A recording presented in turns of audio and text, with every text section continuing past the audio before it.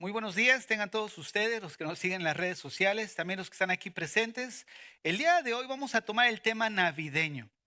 Dijimos que íbamos a hacer un paréntesis de lo que es la serie Un Mundo en Confusión y el tema que vamos a abordar es los sabios del Oriente.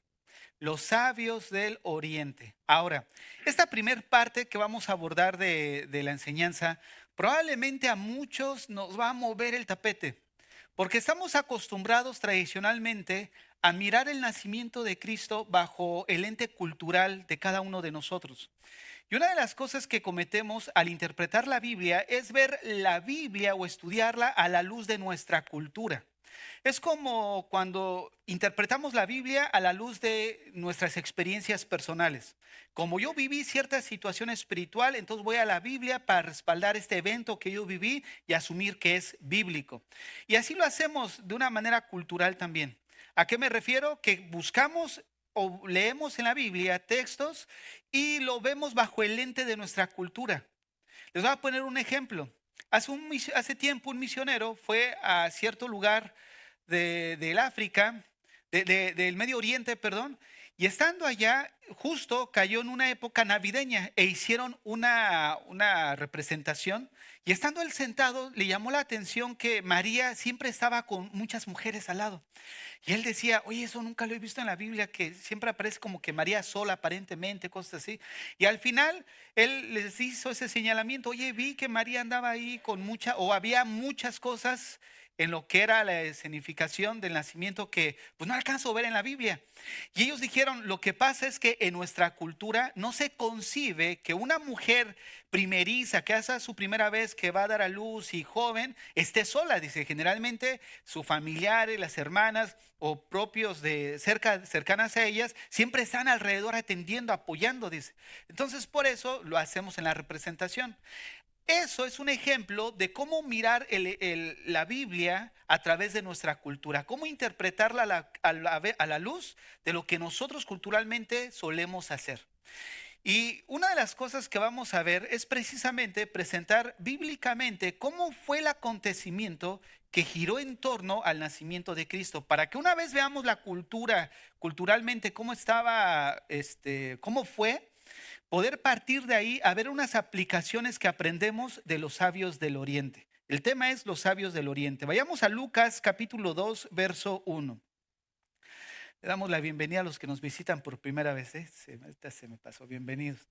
Ven ahí a Lucas 2, del 1 al 7. Vayamos a leer. Dice así: Aconteció en aquellos días que se promulgó un edicto de parte de Augusto César, que todo el mundo fuese empadronado. Este primer censo se hizo siendo Cirenio gobernador de Siria. Ahora quiero aquí aprovechar, ya que estamos leyendo esto, para puntualizar algo. El hecho que Lucas mencione estos nombres es para fechar su escrito. O sea, que el escrito de Lucas tiene autoridad porque tiene historia, tiene un hecho histórico. ¿Cuál? Está diciendo bajo qué gobierno se hizo tal cosa. Esto le da validez. Ahora, sigamos leyendo. No solamente en el término religioso de nosotros cristianos, sino a nivel mundial le da validez. Número 4, verso 4. Y José subió de Galilea, de la ciudad de Nazaret a Judea, a la ciudad de David, que se llama Belén, por cuanto era de la casa y de la familia de David. Observen, era de la casa y de la familia de David José, para ser empadronado con María su mujer, desposada con él, la cual estaba encinta. Y aconteció que estando ellos allí, se cumplieron los días de su alumbramiento. Y dio a luz a su hijo primogénito y lo envolvió en pañales y lo acostó en un pesebre porque no había lugar para ellos en el mesón. Repito el verso 7. Y dio a luz a su hijo primogénito y lo envolvió en pañales y lo acostó en un pesebre porque no había lugar para ellos donde en el mesón. Ahora, primeramente, lo primero que quiero que veamos es cómo eran las casas en Palestina. Si me ayudas con la primera imagen, hermano. ¿Cómo eran las casas en Palestina? Miren, las casas en Palestina eran de esta manera. Todo esto que ustedes están viendo era una sola sala, o sea, era una sola habitación, la que se consideraba como una estancia familiar. Aquí en esta parte ellos solían cocinar, comer, dormir, vivir. Solamente era un solo cuarto. Esa era la casa en Palestina. Todo esto era. Ahora, esta casa en Palestina tenía cierta inclinación. Esta inclinación era hacia esta dirección, como mirando la flecha hacia las escaleras, donde aquí en esta parte era un pequeño establo, donde los que vivían en Palestina solían meter por la noche a su buey, a su ovejita, no sé, al poco ganado que tuviera. Y estas dos cositas que están alrededor eran los pesebres, que generalmente eran hundidas dentro de la misma casa para poner ahí la alfalfa y el alimento de los niños, de los animales. Ahora, cuando no tenía cierta inclinación, aquí ponían ciertas vigas con tal de que no hubiera, que los animales no se pasaran a la sala familiar. Ahora, esto de alguna manera tenía dos ventajas. La primera, proporcionaba calor en el tiempo de invierno, o sea, el mantener los animales dentro de la casa. Y en segundo lugar, los animales de alguna manera los libraban de los ladrones. Entonces, recordemos que en esos tiempos la gente era muy pobre. O sea, si nosotros interpretamos el texto o las viviendas de ese entonces bajo nuestra cultura, que el niño tiene su cuarto, la niña tiene su cuarto, los papás tienen su cuarto, pues vamos a destrozar el texto. El texto, de alguna manera, necesitamos verlo a la luz de la cultura en la que ellos vivían. Y la cultura de ese entonces solamente tenían una sola habitación, que era la sala familiar, que tenía cierta división donde estaba la parte del establo, unas pequeñas escaleras para subir a la sala familiar y donde se encontraba lo que es el pesebre. Ahora, vamos a leer algunos versículos bíblicos que apuntan hacia esta escena. El primero es primer libro de Samuel, capítulo 28, verso 24. ¿Se acuerdan de Saúl que se encontraba con la divina de Endor, que fue ahí a buscar, pues, de qué le deparaba el futuro, como algunos de ustedes que van con la Madame Sassoon, a ver qué le depara el 2024? Ya siendo cristianos, dice así: y aquella mujer tenía en su casa un ternero engordado, el cual mató luego y tomó harina y la amasó y coció de ellos panes sin levadura. Miren, a esa altura Saúl no quería comer. El rey Saúl, que estaba así como que mirando, ya le percibía el ambiente alrededor de él y él no quería comer. De tal forma que esta adivina dice que tomó un ternero engordado estando ¿en dónde? En su casa. O sea, para nosotros pudiéramos pensar, bueno, a lo mejor salió fuera de la casa, tomó ahí su no sé, su lugar, su estancia donde estaban los animales, pero pues pensar eso, sí había ciertamente, pero era para gente rica, adinerada. Y generalmente los creyentes, pues no eran muy adinerados, aunque había sus excepciones. Pero este texto nos apunta precisamente a un animal que se encontraba en casa. Ahora, hay una historia que se encuentra en Jueces 11, que no la vamos a leer porque es larga, del 29 al 40. Además les doy ahí la cita si la quieren apuntar, Jueces 11 del 29 al 40, que es la historia de Jefté. Un hombre que salió a pelear con unos enemigos y resulta que él hace un voto a Dios, una promesa y dice: lo primero que salga de mi casa, yo lo voy a ofrecer en sacrificio. Pensemos en lo siguiente. A Dios de alguna manera le place, ¿era un Dios de sacrificios humanos? No, ¿verdad? O sea, el Dios de la Biblia no era como el Dios de los paganos. Los dioses paganos sí aceptaban sacrificios humanos, más no el de la Biblia. Ahora, la idea de este Jefté era lo primero que saliera de mi casa. ¿Por qué él tenía eso? O sea, lo primero que salía de mi casa, a menos que fuera un asesino en serie y nadie lo hubiera descubierto hasta ese momento, ¿no?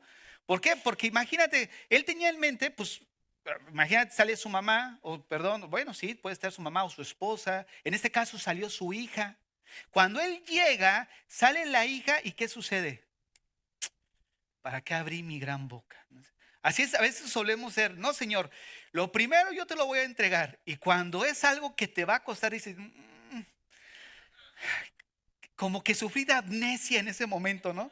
O el Señor puso algo en tu corazón de contar, hermano, y no, Señor, como que sufrimos de amnesia. En este caso, Jefté vio salir a su hija. O sea, si las casas no fueran diseñadas de esta manera, de alguna manera, pues no hubiera sentido, ¿no? En la situación de que Jefté pensó que lo primero que iba a salir de su casa, pues era uno de estos animalitos. ¿Por qué? Porque miren, les voy a explicar cómo era la cultura, sus actividades. Cuando ellos metían a sus animalitos dentro de la habitación, la estancia familiar, que era su casa, al día siguiente tendían a desamarrarlos y sacarlos al patio de la casa. Después de que los sacaban del patio de la casa, limpiaban lo que era la parte del establo para que se mantuviera limpia. Y en la noche los volvían a meter y era un ciclo que se repetía. Lo más probable es que Jefté, de alguna manera, llegó temprano después de la batalla. Y por eso dijo, el primer animal que salga, yo te lo voy a sacrificar. Pero nunca se imaginó que la primera persona fuera su hija. Y esto nos apunta a que lo más seguro de lo que estoy diciendo es que también desde ese entonces las casas ya eran de una sola habitación. Era lo que decíamos ahorita, la estancia familiar. Vamos a ver un texto en el Nuevo Testamento, que sí lo vamos a leer. Mateo 5, verso 14. Mateo 5, verso 14. Dice así: vosotros sois la luz del mundo. Una ciudad asentada sobre un monte no se puede esconder, ni se enciende una luz y se pone debajo de un almud, sino sobre el candelero, y alumbra a todos los que están en casa. O sea, ¿te imaginas? Supongamos que ahorita se nos fuera la luz. En tu casa, estás en tu casa ahora que sufrimos este año esos apagones, pusieras una vela ahí en el comedor, ¿alumbraría el cuarto de tu hija? ¿Alumbraría el baño? No, ¿verdad? Pero el Señor está diciendo que esta luz es suficiente para alumbrar toda la casa, lo que implica que era una casa de una sola habitación. Recordemos que hemos estudiado en el seminario que Jesús generalmente enseñaba a través de cosas que eran familiares a ellos. Y encontramos casi todas las parábolas eran de actividades que estaban acostumbrados precisamente su audiencia a vivir diariamente. De esta misma manera, él está enfocando la habitación o las casas de una sola habitación. Miren, Jesús aquí se está refiriendo a la típica casa del pueblo de una sola habitación. Si una lámpara alumbraba a todos los que estaban en casa, significaba que era una casa de una sola estancia, lo que precisamente estábamos viendo en la imagen. Ahora, es importante primero tener en mente esto, cómo estaba diseñada la casa donde vivían en los tiempos bíblicos, donde se vivía en Palestina. Vayamos a Lucas capítulo 13 del 10 al 17. Vamos a ver un ejemplo más práctico de lo que estoy explicando. Lucas 13 del 10 al 17. Dice así: enseñaba Jesús en una sinagoga en el día de reposo, y había allí una mujer que desde hacía 18 años tenía espíritu de enfermedad y andaba encorvada y en ninguna manera se podía enderezar. Cuando Jesús la vio, la llamó y le dijo: mujer, eres libre de tu enfermedad. O sea, la desató totalmente, ¿no? La liberó. Verso 13. Y puso la mano sobre ella y ella se enderezó luego y glorificaba a Dios. Pero el principal de la sinagoga, enojado de que Jesús hubiese sanado en el día de reposo, dijo a la gente: 6 días hay en que se debe trabajar, en estos pues venid y sed sanados, y no en el día de reposo. Entonces el Señor le respondió y le dijo: hipócrita, cada uno de vosotros no desata en el día de reposo su buey o su asno del pesebre y lo lleva a beber. ¿Se acuerdan que les decía al inicio que generalmente la costumbre era meter a los animalitos de noche y al día siguiente los desataban para sacarlos de la casa y ponerlos en el patio y que tomaran agua o sus necesidades, no hicieran? Y es a esto a lo que Jesús está apuntando. Los demás, aún ellos, decían: oye, pero ¿por qué tú haces una actividad en el día de reposo? Y el Señor apunta a una actividad que ellos estaban acostumbrados a hacer diariamente. ¿Por qué? Porque la necesidad los obligaba. Ya pasar la noche con los animales y aguantar ese aroma, Y aguantarlo todavía el día de sábado, o sea, 24 horas todavía más, o sea, sería algo difícil. Entonces, ¿qué hacían ellos? Generalmente desataban a sus animalitos y los llevaban afuera. ¿Cómo lo sabemos? En el sentido de que es esta la idea principal. Vean lo que dice el verso 17. Al decir él estas cosas, se avergonzaban todos sus adversarios. O sea, ¿por qué no le dijeron no? O sea, ¿de qué hablas, Jesús? ¿En qué momento yo estoy haciendo algo de lo que tú me estás señalando? Yo soy libre de eso, no, porque ellos estaban acostumbrados a hacer eso.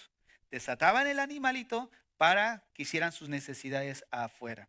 Ahora, existe una traducción que se hizo como en el siglo IX, que fue muy acertada del griego al árabe. Esa traducción solamente existen como 8 copias de este manuscrito. Y traduce el verso 15 de esta manera. El verso 15 en la Reina Valera se los voy a leer. Entonces el Señor le respondió y dijo: hipócrita, cada uno de vosotros no desata en el día de reposo su buey o su asno del pesebre y lo lleva a beber.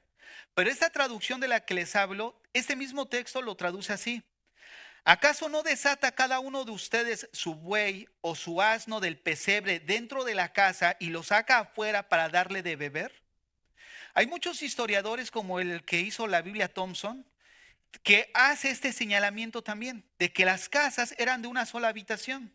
Entonces, tanto este escrito como los historiadores acerca de que han apuntado este hecho señalan a que las casas de Palestina en los tiempos de Jesús generalmente eran de una sola estancia. Ahora, regresemos ahí a Lucas capítulo 2, verso 7. Lucas 2, 7. Una vez que tenemos la idea de cómo eran las casas en Palestina en los tiempos de Jesús, vamos a seguir leyendo el texto porque dice algo ahí que es importante. Y dio a luz a su hijo primogénito y lo envolvió en pañales y lo acostó en un pesebre, porque no había lugar para ellos en el mesón. ¿Qué es el mesón? ¿A qué se refiere esto? Porque la idea aquí de que no hay lugar para ellos en el mesón, da la idea de que el mesón tenía un cierto número de habitaciones y que ya estaban ocupadas, como cuando vas a un hotel y sabes que no hay reservación. El cartel completo del lugar está encendido, no hay. O sea, pareciera como da esa idea, ¿no es cierto? Pero la palabra que aquí utiliza Lucas para referirse a lo que es mesón es la palabra catalima, que significa simplemente algo que está abarrotado, ¿no? O sea, ya está lleno, ya no hay lugar. O sea, pero no necesariamente está hablando de que vayas a un lugar donde hay diferentes posibilidades de pasar la noche. No solamente se refiere a eso, sino se refiere simplemente a algo que está abarrotado. Es importante nosotros entender esto porque hay una parábola que todos conocemos, que es la parábola del samaritano, que hace rato hacía alusión el hermano Fabio, donde dice que pasaba el levita y vio ahí al que había sido golpeado, asaltado y no hizo nada. Pasó el sacerdote y no hizo nada. Vino el samaritano, lo tomó y lo llevó a un lugar donde le pagó al que estaba ahí para que lo atendiera. Bueno, esa palabra que se utiliza ahí para ese lugar de estadía, sí se refiere a un mesón comercial, donde hay ciertas habitaciones y donde alguien podía venir y pagar su estadía por un día. Ahora, lo que les quiero decir es de que si Lucas hubiera estado apuntando a ese mismo acontecimiento en el caso de Jesús, hubiera utilizado la palabra pandocheion. No sabían que hablaba griego, ¿eh? No, solamente lo estoy leyendo. Pandocheion. Ahora, esta palabra es muy distinta a la que Lucas utiliza cuando dice que el mesón estaba lleno, que es catalima. Catalima simplemente es abarrotado. Y catalima se refiere a un cuarto de invitados a una casa privada. Mándame ahora sí la segunda, hermano. Catalima, vuelvo a repetir, se refiere a un cuarto de invitados en una casa privada. ¿Qué es esto? Está la habitación, está el establo, está el pesebre, está la casa, la sala familiar. Y la palabra catalima se refiere a una habitación de invitados que se encontraba a un lado de la sala familiar, donde obviamente hacían invitación o a quedarse los que llegaban ahí de visita. Esto es catalima. O sea, no se refiere Lucas a un lugar donde hay opciones. "Oh, dame el cuarto 5, ¿no? Te tocó el 5. No, no, no tiene vista hacia el mar de Galilea. Dame a mí el otro, ¿no? O sea, no está hablando de una estancia comercial. Está hablando de un lugar, de una habitación privada, de una casa privada. Entonces, Jesús fue acostado en un pesebre en la habitación familiar, aquí en un pesebre en la habitación familiar, a un lado del establo. Porque en aquella casa la habitación de huéspedes, Catalima, estaba llena, estaba ocupada. Pensemos en lo siguiente. Hace rato estábamos diciendo que fueron a un censo. Él fue a Belén, la ciudad de David, porque precisamente él era descendiente ¿de quién? De David. En la cultura de ese entonces, incluso creo que hasta ahora, algo he leído de eso, todavía continúa la idea de que cuando llega un invitado, la atención que tiene el pueblo hacia ellos es descomunal. O sea, se vuelca a la buena atención. ¿Se acuerdan de Abraham cuando vio a los ángeles? ¿Qué dijo? No, la atención sobre él, la cultura de ellos estaba muy marcada. La atención fue cuando llegó incluso Los Ángeles a la ciudad de Sodoma y Gomorra. Quiso Lot, luego los agarró y los atendió. Era algo marcado en ellos. Ahora imagínate, el descendiente, uno de los descendientes directos del rey David. O sea, no estamos hablando de cualquier persona. Estamos hablando de una persona que descendía directamente del rey David. Y que no recibiera el apoyo de su comunidad, eso no solamente era una situación de falta de atención hacia David, hacia José, sino iba en contra de sus mismas costumbres, de lo mismo que ellos daban de darse a los que llegaban a visitarlos, cuánto más a un descendiente de David. Ahora, entonces, esto corta con la idea que nosotros tenemos de que Jesús estuvo en un establo aparte de la casa, ahí entre los animales y todo eso. Sí, estuvo entre los animales, pero en este sentido de establo, en un pesebre, que estos eran los pesebres, porque, como dice el texto, el mesón estaba ocupado, que era la habitación de los invitados. Teniendo esto en mente, que me va a ayudar, pasemos a Mateo capítulo 2 del 1 al 12, para poder ya centrarnos en los sabios del oriente. Y aquí mismo en Mateo 2 vamos a comprobar esto que acabo de mencionar. Mateo 2 del 1 al 12 dice así. Cuando Jesús nació en Belén de Judea, en los días del rey Herodes, vinieron del oriente a Jerusalén unos magos, diciendo, ¿dónde está el rey de los judíos que ha nacido? Porque su estrella hemos visto en el oriente y hemos venido a adorarle. Oyendo esto, el rey Herodes se turbó y toda Jerusalén con él. Y convocados todos los principales sacerdotes y los escribas del pueblo, les preguntó dónde había de nacer el Cristo. Ellos le dijeron, en Belén de Judea, porque así está escrito por el profeta. Y tú, Belén, de la tierra de Judá, no eres la más pequeña entre los príncipes de Judá, porque de ti saldrá un guiador que apacentará a mi pueblo Israel. Entonces Herodes, llamando en secreto a los magos, indagó de ellos diligentemente el tiempo de la aparición de la estrella. Y enviándolos a Belén, dijo, id allá y averiguad con diligencia acerca del niño. Y cuando la halléis, hacedmelo saber, para que yo también vaya y le adore. Ellos, habiendo oído al rey, se fueron, y aquí la estrella que habían visto en el oriente iba delante de ellos, hasta que llegando se detuvo sobre donde estaba el niño. Y al ver la estrella se regocijaron con muy grande gozo. Y observa el verso 11. Y al entrar al establo, ¿no? Al entrar en la casa. ¿Eh?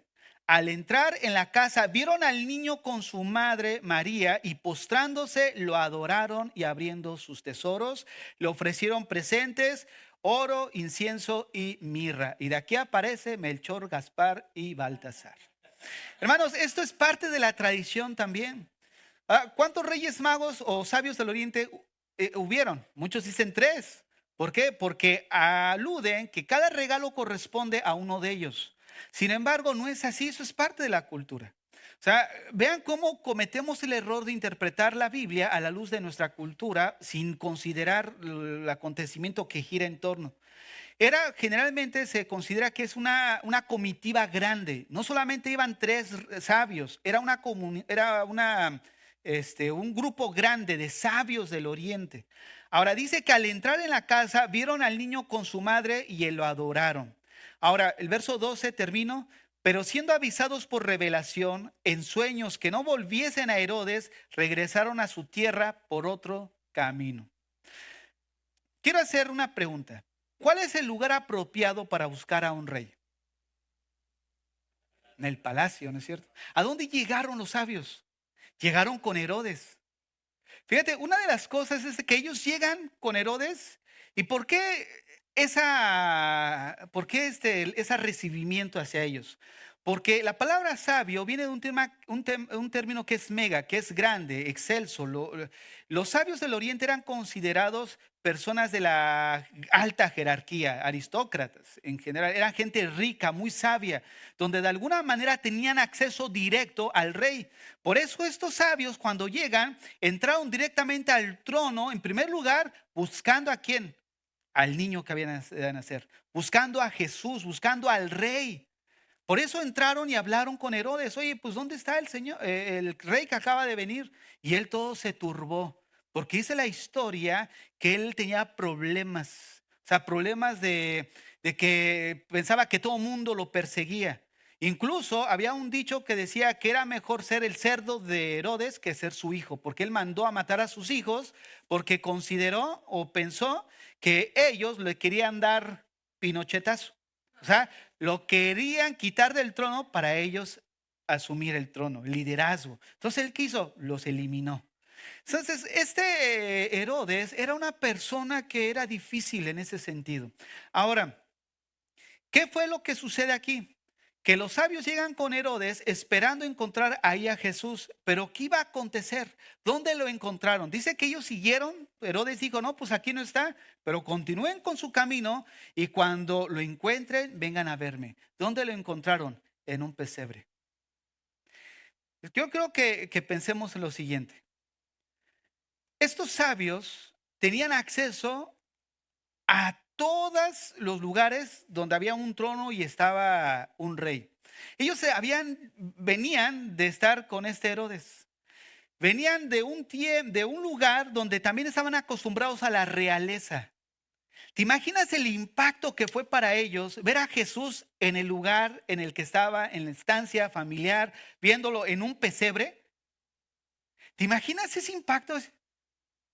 Oye, venimos a buscar a un rey. Y ese rey está aquí. O sea, qué desilusión para ellos, ¿no es cierto? Qué desilusión nos trae la vida cuando de repente buscamos al Señor o pensamos que el Señor está en los lugares que pensamos que debería de estar. ¿Cuántos de nosotros a través de la vida no encontramos también ciertos pesebres en nuestras vidas?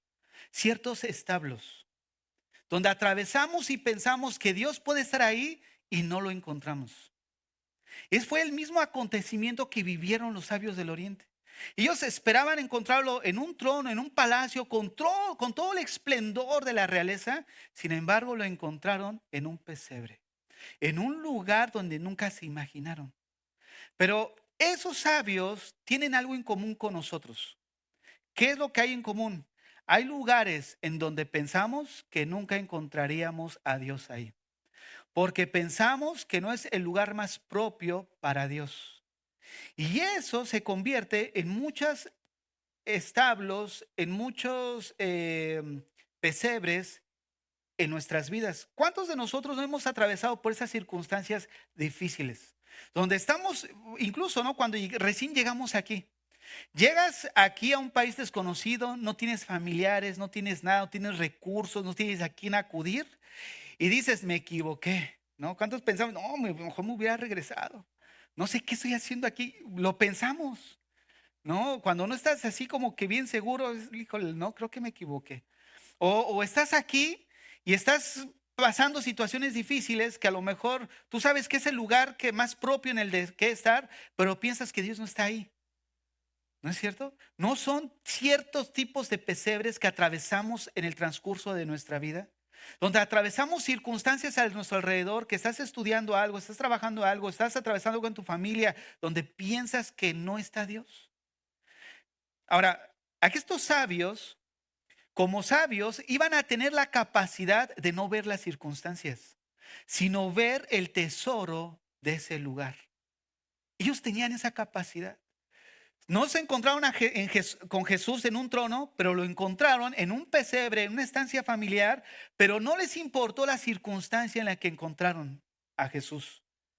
No los movió, a pesar de que fue un impacto fuerte para ellos. Pero ellos supieron ver como sabios a Dios en medio de su circunstancia. Y eso es lo que nos compete a nosotros. Que así como estos sabios aprendieron a ver a Dios en medio de su pesebre, en medio de sus circunstancias, donde nunca encontraron o esperaron encontrar a Dios, así atravesamos nosotros vidas, en nuestra vida, circunstancias donde nunca nos imaginaríamos encontrar a Dios. Y es ahí donde como sabios necesitamos aprender a ver a Jesús en esos lugares, a ver el tesoro que hay en ese lugar. Estos sabios que de alguna manera vieron la realeza espiritual en un pesebre. Aprender a ver y a buscar a Dios en todo lugar. Miren, Dios no está en los lugares más lindos de la vida. ¿Sí se han dado cuenta? ¿A cuántos de nosotros hemos dicho, oye Señor, pues es bien fácil adorar a Dios cuando todo nos va bien? Y pensamos que Dios está ahí. ¿Por qué? Porque hay prosperidad, te va bien, hay comunidad, comunidad en sentido de que hay buenas relaciones. Tú dices, no, pues Dios está aquí, está lleno de amor. Y todos venimos a la iglesia con esta ilusión. Ah, Dios está aquí. Sí, peace and love, ¿no? Gloria a Dios, vamos a ir a la iglesia, amor. Pero cuando vienes y descubres que no es lo que tú pensabas, dices, no, Dios no está ahí. ¿Seguro? No, es que Dios no está en lo que yo estoy atravesando. Miren, si hubo un ministerio que pudiéramos nosotros decir que fue reprobado bajo nuestro entendimiento, fue el de Él precisamente. Porque al final todos, la mayoría, lo dejaron. En Juan 6 describe que una gran multitud lo empezó a seguir. Pero de repente cuando Él les dice, ustedes me siguen porque los alimenté, cubrí sus necesidades, ustedes me siguen porque no ven el tesoro en el pesebre, sino ven los beneficios del rey. Entonces, Él los ubica en el sentido de que cuál era la intención de su corazón. Y se sintieron ofendidos porque les dijo la verdad. Y lo empezaron a dejar de seguir. Ah, fíjate, y eso muchas veces lo vemos, pastor, se están yendo. Que Dios les bendiga. Pastor, que pues mira, de alguna forma es que todos apuntan hacia ciertas cosas, pues que Dios les bendiga, ¿no? Lo que sí nosotros necesitamos ver es que porque hay cosas que aparentemente no son como nosotros consideraríamos que deberían de ser, es que Dios no está ahí. No, Dios suele estar en los lugares menos pensados, en circunstancias menos pensadas. Y es ahí donde muchos se equivocan. ¿Por qué? Porque de buenas a primeras tomamos nuestras maletitas y nos salimos de eso.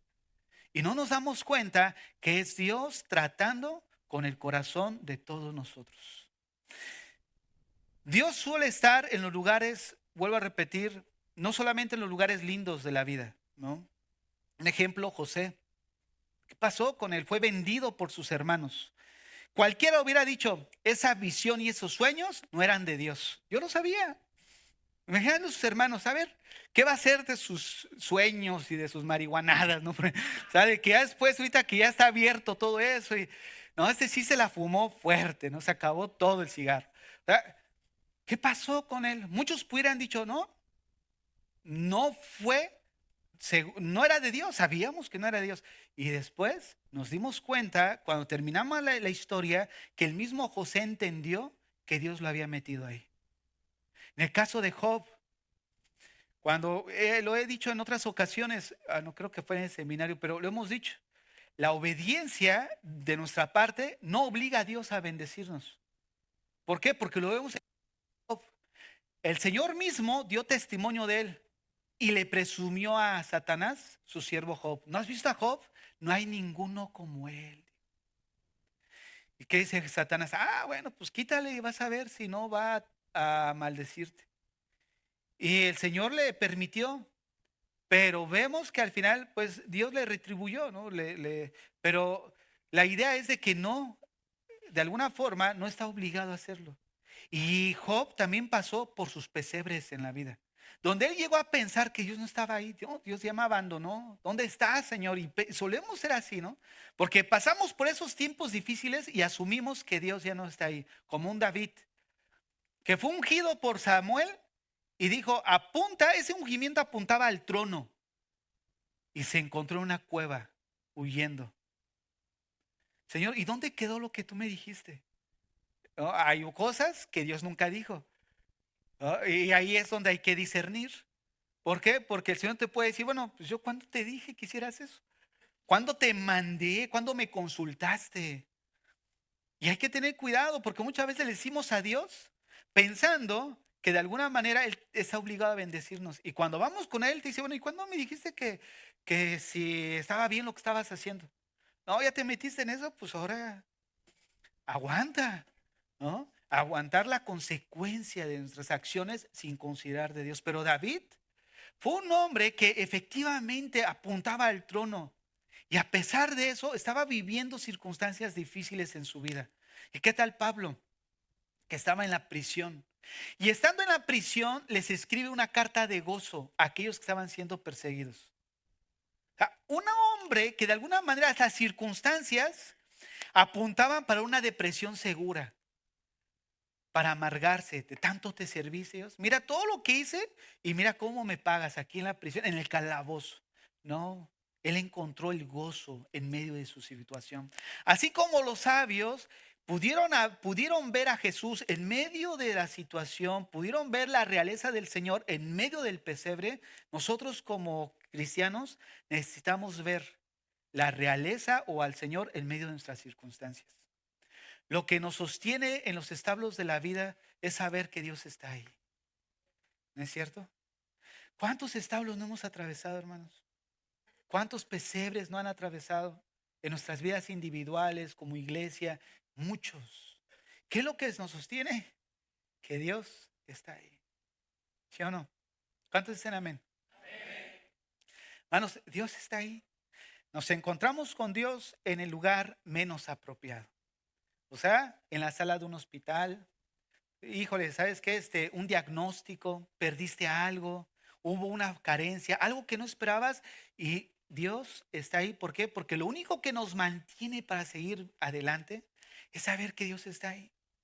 Pero también puede pasar que puedes venir a la iglesia todas las semanas y no encontrarte con Dios. ¿Qué fue lo que pasó cuando vinieron los sabios? ¿A dónde acudió Herodes? No le dijo a ver a los eruditos, a los sabios de su palacio, oye, ¿dónde debería de nacer el rey? Ellos lo sabían. Luego le dijeron en Belén porque así está escrito. Fíjate nada más. Ellos entendían, lo estudiaban cada semana en las sinagogas, lo leían diariamente. Y a pesar de eso no pudieron ver como los sabios al Señor en medio de su pesebre. Herodes llama a los eruditos, a sus sabios, y les pregunta dónde debe de nacer el rey. Ellos sabían, pero no tuvieron la capacidad de ver a Dios en el pesebre. Y así hay gente que conoció a Dios en una situación difícil de su vida, después de 2, 3 matrimonios y ver que nomás necesitaba a Dios en su vida y ahora se ha arrepentido, ha pedido perdón a Dios, ha comenzado de nuevo, pero ¿dónde vio a Dios? En medio de una situación difícil. Pero también puede haber gente que viene a este lugar y nunca haber tenido un encuentro con Dios. Así como estos sabios. Oye, ¿y dónde? No, pues mira, aquí tú no sabes usar la Biblia. ¿Qué pasó? Oh, ya tienes años. Y a pesar de estar así, conocer las escrituras, nunca haber encontrado o tener un encuentro personal con Dios. Los sabios pudieron, hermanos, decepcionarse en ese momento. No, este es el rey, no. Para eso viajé tan lejos.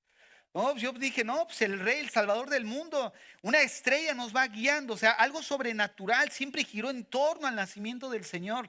Y ellos dijeron, oye, pues, tan lejos, caminar, atravesar desierto y todo, y venir y encontrarme. Ellos pudieron desilusionarse en ese momento, pero en vez de irse, ¿qué hicieron? Supieron encontrar a Dios en medio de esa situación difícil.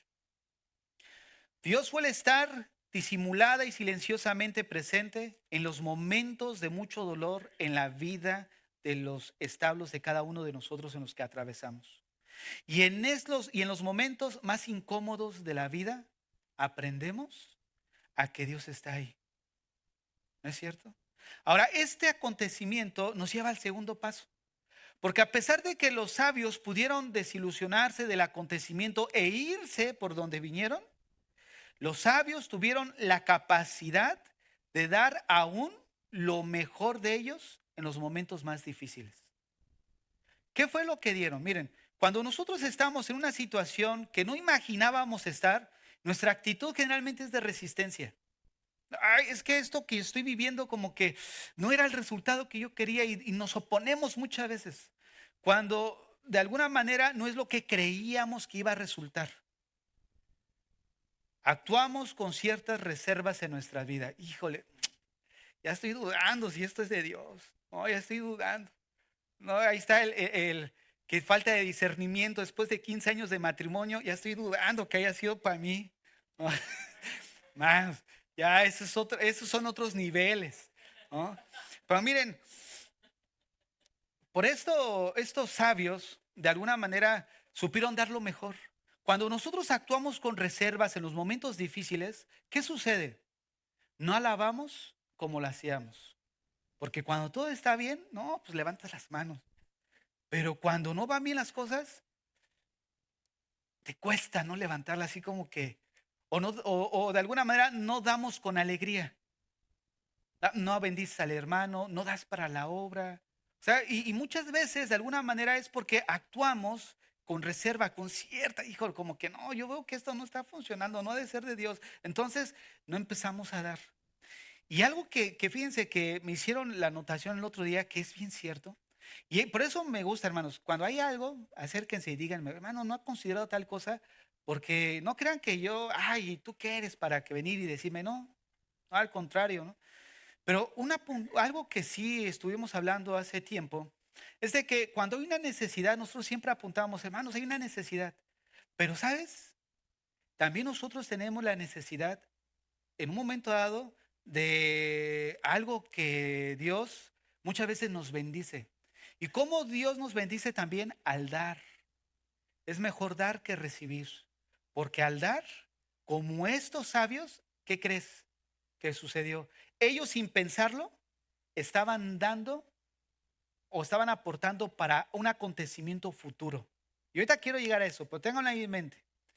Muchas veces cuando hay situaciones difíciles en nuestra vida, ya no queremos tampoco servir.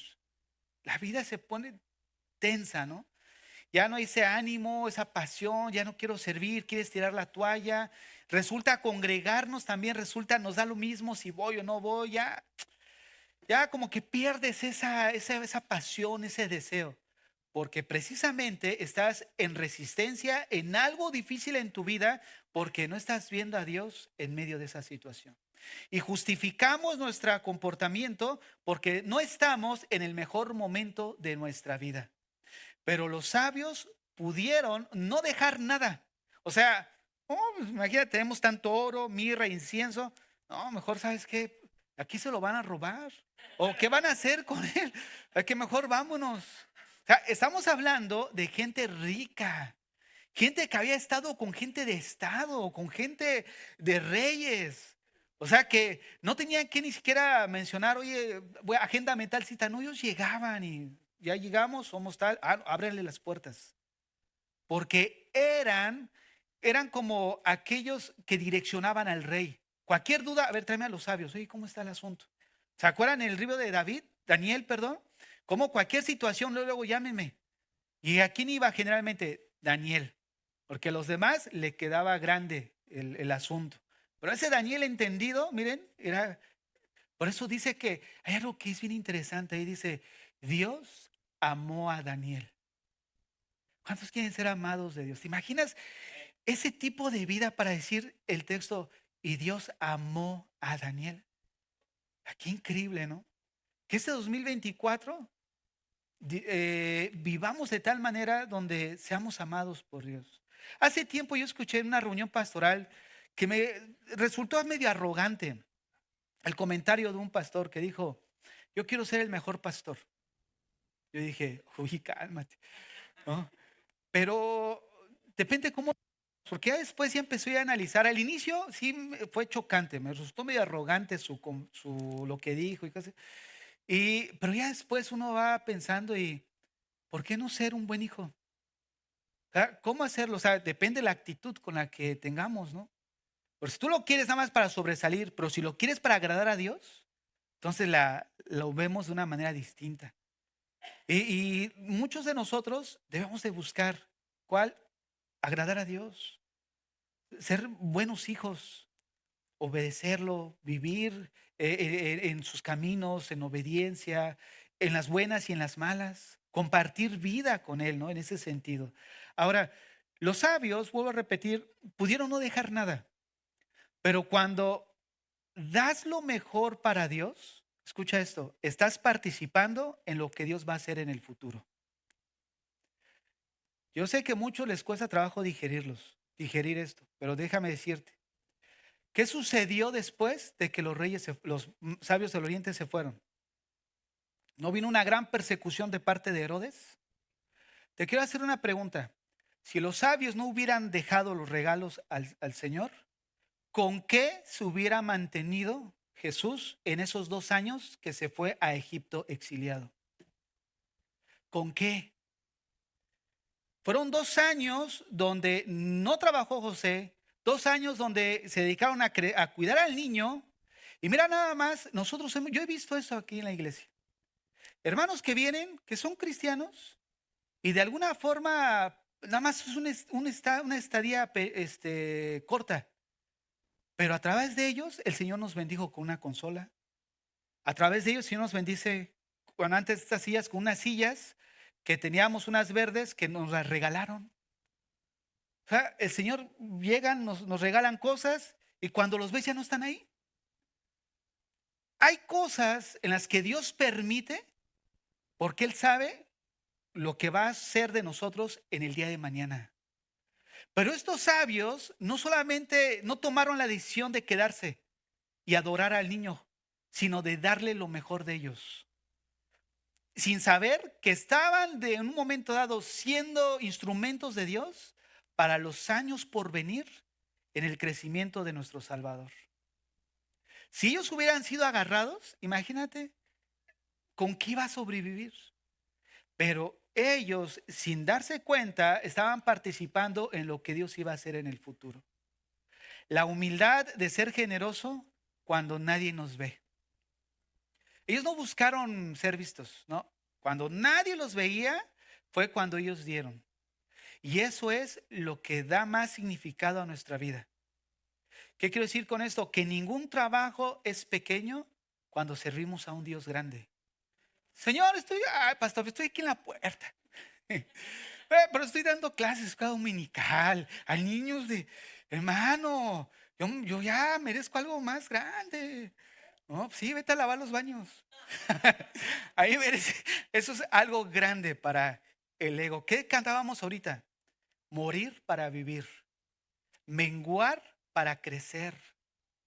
Juan el Bautista, lo que estudiamos la semana pasada, ¿qué dijo? Necesario menguar para que él crezca. Pero hay muchos Peter Pan que de alguna manera quieren actuar en una inmadurez, con un ego increíble. Eso es señal de inmadurez. Y Juan no fue solamente mezquino en las cosas de Dios, sino en lo espiritual. Porque él hubiera dicho: oye Jesús, pues ¿qué onda? Si yo soy aquí el que bautiza. No, tú llegaste en segundo lugar. No, él entendió cuál era su función. Cuando nosotros entendemos cuál es nuestra función, nos quitamos toda envidia, toda competencia. ¿Por qué? Porque es mejor saber que Dios me colocó ahí a estar en un lugar donde Dios no me colocó. No estoy ni siendo funcional, ni tampoco voy a recibir recompensa en el cielo, porque Dios nunca me colocó ahí. No, Dios te va a decir: ¿y tú qué recompensa quieres? Si yo te dije que no será tu lugar, y ahí estás, ahí estás, ahí estás. Necesitamos nosotros mirar bajo una perspectiva divina. Porque lo que damos, hermanos, se convierte en eterno. ¿Por qué se convierte en eterno? Porque la recompensa es eterna. Así que no menospreciemos lo que hagamos para Dios. Hoy decía precisamente el hermano Fabio eso, ¿no? De dar, de amar a los demás. No menospreciemos lo que hacemos. Es que nadie me ve. Pues nadie necesita verte, ¿no? El Señor sí necesita vernos. Algo escuchaba esta semana de un pastor dominicano que decía que muchos, ahora el nuevo pecado es cuántos likes tenemos. ¿Cuántos likes tenemos? ¿No? Esos anuncios de ya somos 100,000, Sol, Idea o Gloria. ¿De verdad es para la gloria de Dios o será para tu gloria? ¿A quién le interesa si tienen 100,000? ¿A quién le interesa esas cosas? ¿No?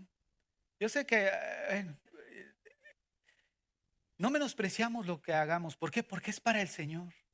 Necesitamos proyectar aquí el nombre de Cristo, que ha nacido un Salvador, que puede ser el Salvador de tu vida el día de hoy. Si en un momento dado has venido, no solo a este lugar, has escuchado una enseñanza, no solo en este lugar, pero nunca has tenido un encuentro personal con Dios. Miren, hay algo que termina el relato que leímos en Mateo 2. Y el relato termina diciendo que los sabios se fueron por otro camino. ¿Por qué se fueron por otro camino? ¿Saben por qué? Porque ellos habían encontrado a Dios. ¿Cuántos venimos a la iglesia o cuántos antes de haber tenido un encuentro con el Señor andábamos por un camino?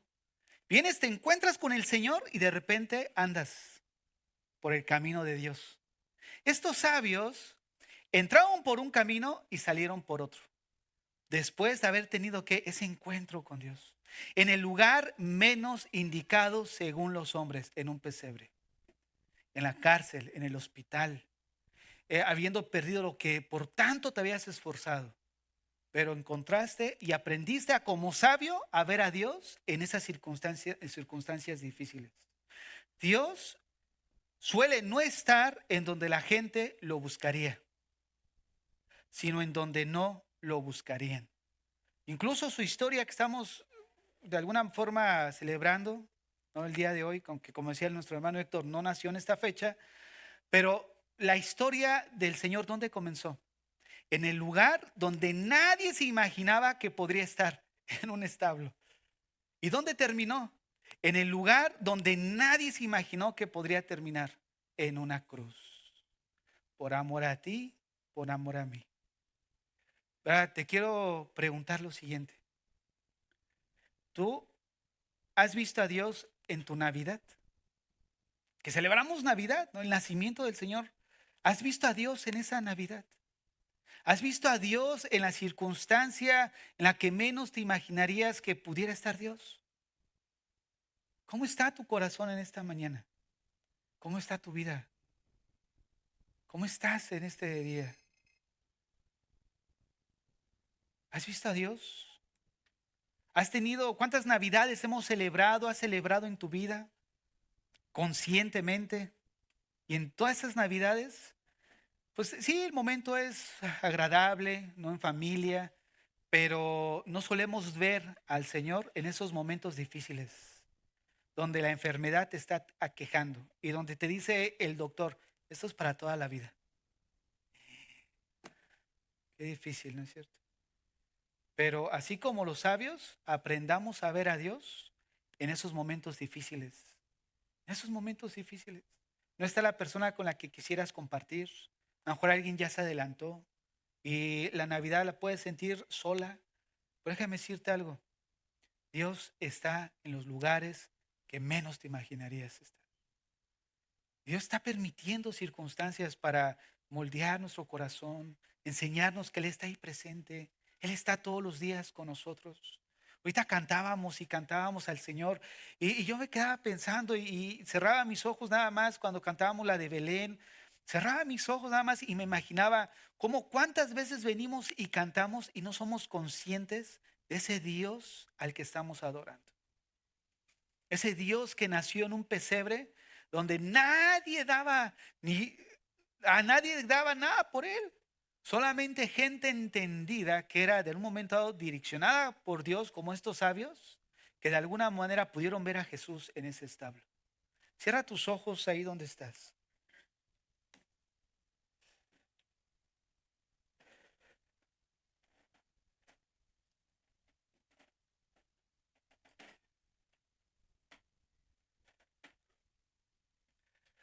Así con tus ojos cerrados,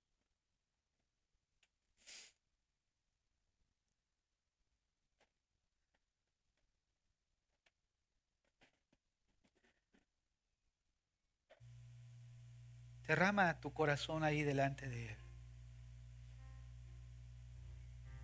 Él. Señor, te necesito en medio de mi pesebre. Necesito que tú nazcas en medio de mi pesebre. Hay momentos en nuestra vida que pensamos que no estás ahí, Señor.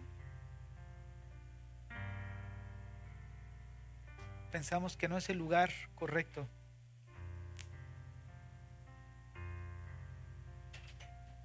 Señor, así como los sabios, ayúdanos a ser sabios y poder verte en medio de la circunstancia más difícil en la que pudiéramos estar.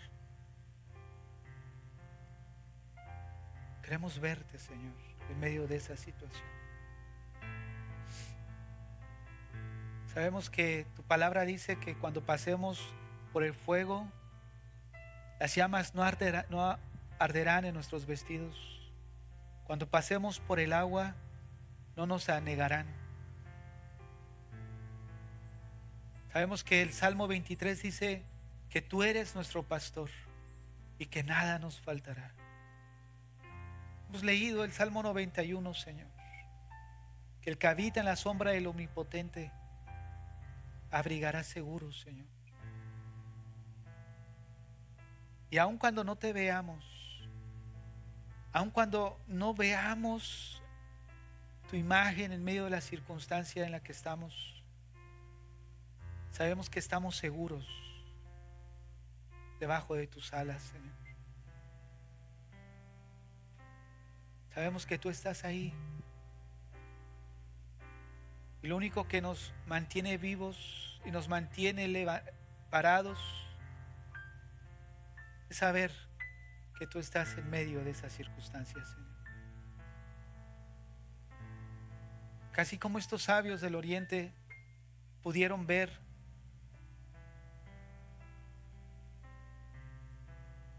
a tu Hijo Jesucristo en medio de ese pesebre, en medio de un lugar donde nunca se imaginaron poderlo ver, que nosotros podamos verte, Señor, también ahí, en esos lugares de aflicción, esos lugares donde nadie puede socorrernos sino solo tú, oh Dios, donde la única ayuda que puede darnos la salida está en ti, oh Dios.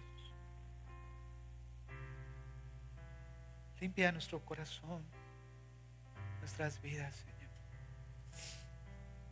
Ponte de pie ahí donde estás. Pon tu mano derecha sobre tu vecino, en su hombro. Toma un minuto para orar por él. Vamos a orar unos por otros. Empecemos primero. Pon tu mano sobre la mano derecha. Tu mano derecha ponla sobre el hombro de tu vecino. Y oremos por él. Ora, Señor, bendice a mi hermano que está a mi lado.